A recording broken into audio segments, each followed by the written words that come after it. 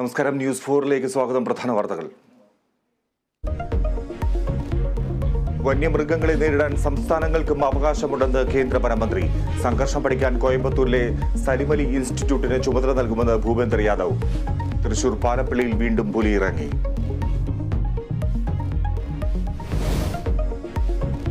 EP വധക്കേസ് പ്രതി PK കുഞ്ഞനന്തന്റെ മരണത്തിൽ വിവാദ പരാമർശവുമായി KM ഷാജി. മരണത്തിൽ ദുരൂഹതയുണ്ട്.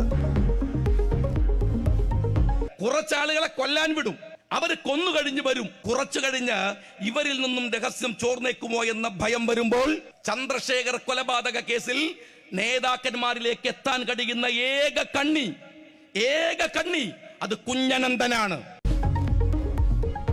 ആരോപണം തള്ളി കുഞ്ഞനന്തന്റെ മകൾ. പത്തനംതിട്ടയിൽ തൂക്ക വഴിപാടിനിടെ കുഞ്ഞു വീണതിൽ കേസെടുത്ത് പോലീസ്. കുഞ്ഞിന്റെ അമ്മയ്ക്കും ക്ഷേത്ര ഭാരവാഹികൾക്കുമെതിരെ കേസ്. നടപടി ജുവനൈൽ ജസ്റ്റിസ് നിയമപ്രകാരം.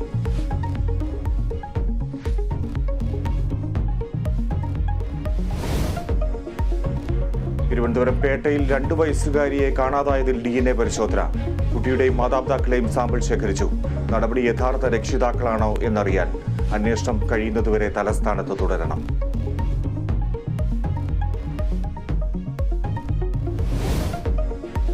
ഇടുക്കിയിൽ വീണ്ടും കയ്യേറ്റം ഒഴിപ്പിക്കൽ. സൂര്യനെല്ലിയിലെ 3 ഏക്കർ ഭൂമിയും റിസോർട്ടും ഒഴിപ്പിച്ചു. നടപടി കോടതി ഉത്തരവിനെ തുടർന്ന്.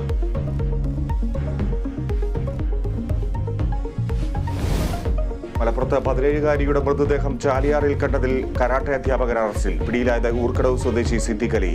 കേസ് പെൺകുട്ടിയെ പീഡനത്തിനിരയാക്കിയെന്ന കുടുംബത്തിന്റെ പരാതിയിൽ.